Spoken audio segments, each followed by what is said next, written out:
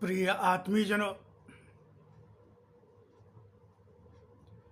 इस सीरीज में हम आपसे भगवान की वाणी की चर्चा करेंगे। भगवान ने अपनी वाणी में क्या बताया, क्या कहा, क्या संदेश दिया,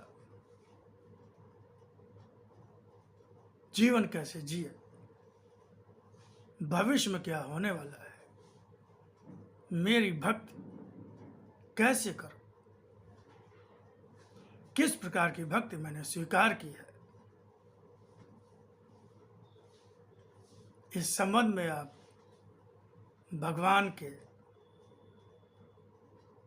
आदेश को, संदेश को आप सुनेंगे। भगवान की वाणी साक्षात भगवान की ही वाणी। लिप रूप में भगवान का अवतरण 31 मार्च 1972 को परम पूज्य देवी माँ श्री कुसुम जी के भागवत शब्द चालित लेखनी के माध्यम से भगवान का लिप रूप अवतरण, जिसमें जो ज्ञान प्राप्त हुआ, जिसको भगवान की वाणी कहा गया, भगवान ने अपने उस ज्ञान को अपना शतरूप दर्शन, और जिस रूप में भगवान का अवतरण हुआ उसको भगवान ने अपना साकार रूप दर्शन कहा।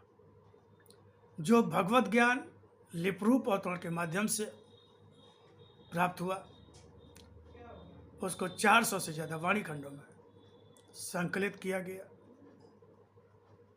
देवी माँ ने स्वयं की भूमिका को भगवान की वाणी में प्रत्यक्ष लेखिका, संवाहिका, संकलनकर्त्री, संचायिका इस रूप में रखा।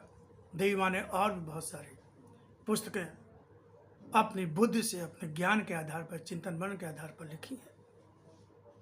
लेकिन भगवान की वाणी साक्षात अवतरित ज्ञान है। ये किसी धर्मशास्त्री, धर्ममर्मज्ञ, संत, सन्यासी, सिद्ध या देवी माँ ने स्वयं सोच विचार का, चिंतन मनन से, अपने बुद्धि ज्ञान के आधार पर नहीं लिखा है। ये भगवान का अवतरित ज्ञान है। कामकोटि कांचीपुरम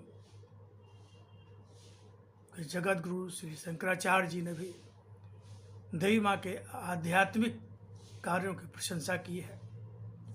लखनऊ विश्वविद्यालय के विश्वविख्यात भारतीय प्राचीन इतिहास के प्रोफेसर C.D.